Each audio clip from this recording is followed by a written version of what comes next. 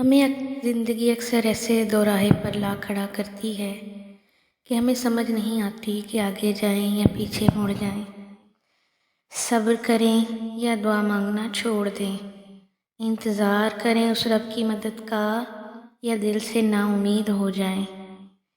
میں جانتی ہوں کہ دل اس وقت کس قدر اللہ کی مدد کو پکار رہا ہوتا ہے۔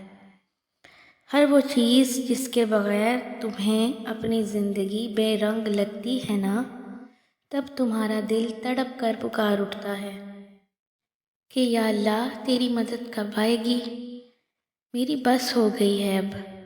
تو سنو، تمہارا اللہ فرماتا ہے، بے شک میں جانتا ہوں جو بات تم پکار کر کہو، اور وہ بھی بات جانتا ہوں جو تم چھپاتے ہو۔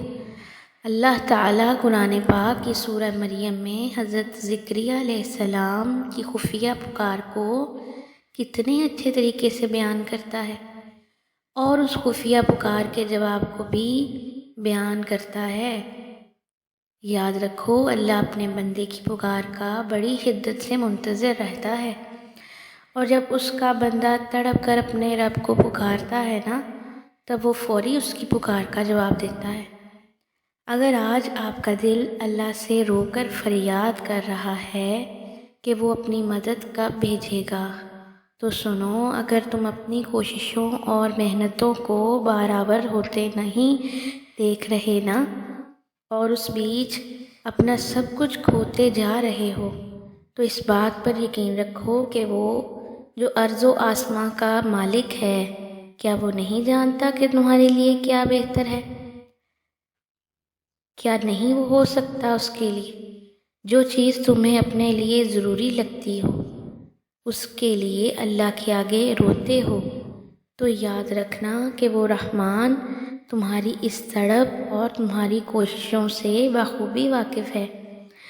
جان رکھو کہ تمہارے اللہ کی نور بھری مصلحتیں تمہارے اندھیرے خوابوں سے بہت خوبصورت ہیں۔ قرآن خود کہتا ہے کہ اور تم محبت کرتے ہو جلد ملنے والی چیز سے، اور تم چھوڑ دیتے ہو دیر سے ملنے والی چیز کو۔ ایک حدیث میں آتا ہے کہ اللہ تعالیٰ فرماتا ہے، بے شک جو میں دیکھتا ہوں وہ تم دیکھ نہیں سکتے، اور جو میں سنتا ہوں وہ تم سن نہیں سکتے، اور وہ اللہ ہی ہے جو تخلیق کا منصوبہ بنانے والا ہے، اور اس کو نافذ کرنے والا، اور اس کے مطابق اس کی صورت گری کرنے والا۔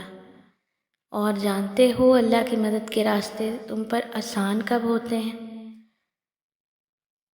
جب تم دعا کی دستک سے اپنے رب سے ہم کلام ہوتے ہو۔